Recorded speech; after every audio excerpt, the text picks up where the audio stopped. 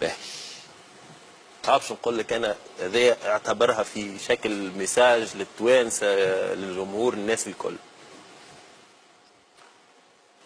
سلام عليكم وعلينا سلام، سلام إليكم وإلينا سلام، سلام على من رد السلام وسلام حتى على من لم يرد، سلام باسم الرب السلام رب العباد الله الصمد، سلام ترعرعن فيه، سلام معجون بأرض هذا البلد، سلام ما عدنا نسكن فيه، سلام ما عاد يسكن فينا، سلام نراقبه وهو يحزم حقائبه ليهجر رويدا رويدا أراضينا ويحل مكانه تسليم واستسلام لتأسلم لا إسلام فيه، كأن إسلام أجدادنا ما عاد يعنيه.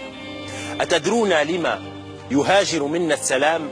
أتدرون لما يعم فينا الظلام؟ ببساطة لأننا مجتمع يخاف، نحن مجتمع يخاف الاختلاف. كلماتي لن تعجب بعضكم أو جلكم أو كلكم أعرف، لكني سأقولها لأني رافض أن أكون من الخراف.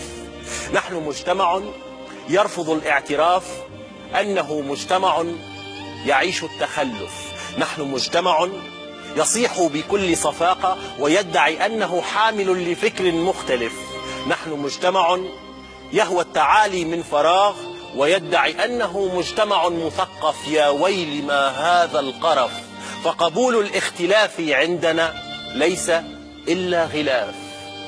اختلاف اللون يؤذينا، اختلاف الشكل يؤذينا، اختلاف الفكر يؤذينا، اختلاف الدين يؤذينا، حتى اختلاف الجنس يؤذينا. لذا نحاول اغتيال كل اختلاف فينا، تحولنا لبعضنا سما زعاف. نحن مجتمع أحمق من الحمق، نعم نحن مجتمع أحمق من الحمق. نتنازع على التفاهات والترهات والخرافات ونرفض دوما أن نغوص في العمق.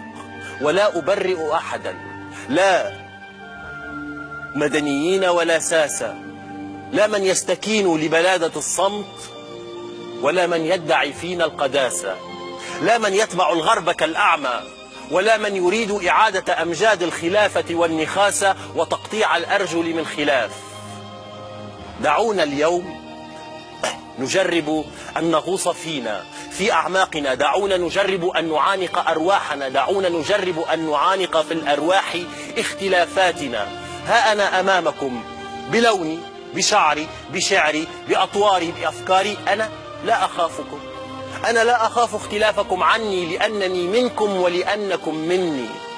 دعونا نخلق فن، دعونا نغوص في الحلم لنرسي ثقافة بلا سخافة ليكون الرقي فينا هو أسمى خلافة. دعونا نذوب الأعراف والأجناس والأطياف والأفكار والألوان والأديان ولا نرى سوى الإنسان. شكرا.